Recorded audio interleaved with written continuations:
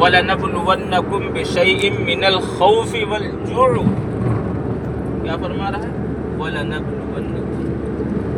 دیکھو آزمائش تو آئیں گی، آزمائے جاؤ گے تم، بِشَيْءٍ مِّنَ الْخَوْفِ، تھوڑا سا خوف بھی آئے گا۔ یہ جو شیء کا لفظ استعمال کیا، اللہ رب العزت ایک طرف بتا رہا ہے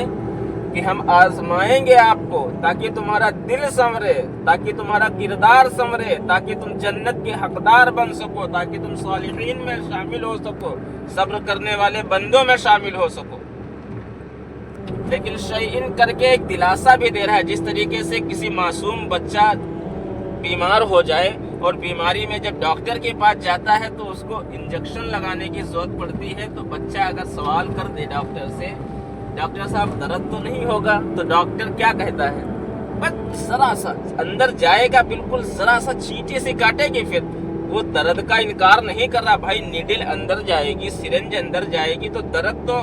ظاہر سی بات ہی ہوگا، لیکن تسلی دے رہا ہے کس الفاظ میں؟ بالکل ذرا سا چھینٹی طریقے سے۔ اسی طریقے سے اللہ رب العزت اپنے کلام میں فرما رہا ہے حالات تو آئیں گے، بِشَيْءٍ مِّنَ الْخَوْفِ، اور ہم تھوڑا سا تمہارے اوپر خوف ڈالیں گے، تھوڑا تم خوف زدہ ہوگے حالات کو دیکھ کر کے۔ دکان چل رہی تھی، بند ہو گئی، پیسہ تھا سارا خرچ ہو گیا، صحت مند تھے بیمار ہو گئے، تمہارے متعلقین، تمہارے رہبر، تمہارے اوپر سرپرستی کرنے والے والدین ہوتے ہیں اور پھر اچانک سے فوت ہو جاتے ہیں، اللہ ان کو اٹھا لیتا ہے۔ اس وقت وہ جو حالات تمہارے اوپر آتے ہیں، اس وقت اللہ رب العزت اپنے جلال کے ذریعے تمہاری تربیت کر رہا ہوتا ہے، نہ کہ تمہارے دن خراب ہوتے ہیں۔ آج بندہ جب حالات آتے ہیں تو اللہ رب العزت کو کوسنا شروع کر دیتا ہے، لیکن اس وقت ہم کو کرنا کیا چاہیے؟ اللہ فرما رہا ہے قالوا انا للہ وانا الیہ راجعون، مگر جس نے یہ کہہ دیا کہ جو کچھ آج ہمارے پاس ہے سب تھا تو اللہ ہی کا، اس کی مرضی وہ لے یا باقی رکھے، اس کی مرضی وہ لے یا باقی رکھے، تھا تو سب اللہ ہی رب العزت کا۔ جب بندے کا یقین اس آیت کے اوپر آ جاتا ہے انا للہ وانا الیہ راجعون، میری جان بھی اللہ کی، میرا مال بھی اللہ کا، میرے خاندان، رشتہ دار، دوستو، احباب، میری جائیداد، میری ہر چیز اللہ کی۔ اب وہ اس کو اختیار ہے، وہ اس کو چاہے تو باقی رکھے، اس کو چاہے تو مٹا دے۔ ہم کو کس بات کا غم؟ جب اللہ کہہ رہا ہے بِشَيْءٍ، بالکل ذرا سا خوف ہوگا، اور انسان کے حالات یہ کبھی باقی نہیں رہتے ہیں، تبدیل ہوا کرتے ہیں، کبھی خوشی تو کبھی غم آتا ہے، کبھی غم آیا تو کبھی خوشی آئے گی، تاکہ اللہ رب العزت اس کے بدلے میں تمہارے دل کے اندر اپنے عشق کو نمایاں فرمائے۔ یاد رکھنا، جب برتن خالی ہوگا تبھی تو اس کے اندر آپ دودھ یا کوئی چیز ڈالیں گے، اور برتن اگر پورا بھرا ہوا ہے تو اس کے اندر کون سی چیز آپ رکھ لیں گے؟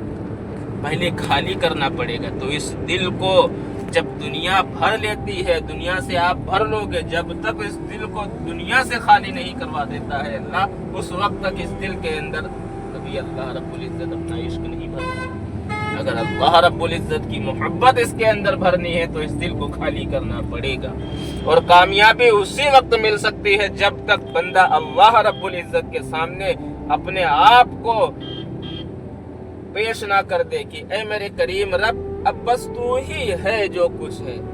میرے اچھے برے حالات جو کچھ بھی ہیں سب تیرے فضل سے ہیں، آپ جس حال میں رکھیں گے ہم اس حال میں خوش ہیں، آپ چاہے تو لے، چاہے تو دے، آپ چاہیں تو سب چھین لے، آپ چاہیں تو سب کچھ عطا کر دے۔ سمجھ رہے ہیں میاں زاہد؟ جی جی، کیا سمجھ میں آیا آپ کے؟ کہ حالات سے کبھی بندے کو دوچار نہیں ہونا چاہیے، کبھی بھی پریشان نہیں ہونا چاہیے، یہ ایک آزمائش ہوتی ہے۔ اب حالات کے اندر بھی دو قسمیں ہیں، اب میں یہ بھی بتا دوں، حالات کے اندر بھی اللہ رب العزت نے دو قسمیں رکھی ہیں۔ اب اسلاف بزرگان دین فرماتے ہیں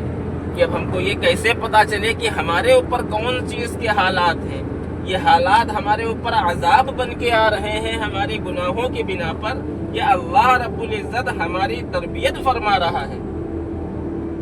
اگر حالات آئے، اگر بندہ اللہ رب العزت کی طرف متوجہ ہو گیا، ابھی تک نماز نہیں پڑھتا تھا، نماز پڑھنا شروع کر دی اس نے، سنتیں فوت کرتا تھا، سنتیں ادا کرنی شروع کر دی اس نے، نوافل کا بھی اہتمام کر رہا ہے، اللہ کو اٹھتے بیٹھتے سوتے جاگتے ہر وقت یاد کر رہا ہے، تو اس وقت یہ سمجھ لینا چاہیے کہ اللہ رب العزت ہماری جلال کے ذریعے تربیت فرما رہا ہے۔ اور اگر بندہ ان حالات کے اندر بھی اللہ رب العزت سے دوری بنا لے، ان حالات کے اندر بھی اللہ رب العزت کو بھول جائے،